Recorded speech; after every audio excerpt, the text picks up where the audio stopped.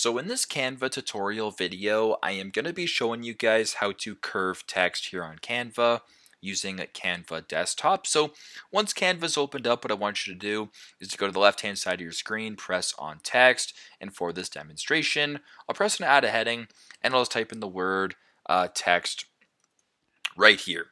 So I'm just going to go ahead here and make this a little bit larger.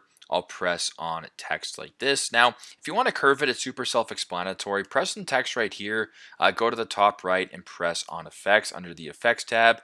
Scroll down to where it says shape and where it says curve right here. Press on curved and scroll down a little bit more and you can actually change how curved it is. So by default, it goes to 100, but if you want to make it less curved or curve upwards, you can sort of play around with it. And do it this way. As you can tell, it curves the text just like this. So super simple, super self-explanatory, but that is how to, curve text here on Canva using Canva Desktop. Thanks again for watching, and I hope this video helps.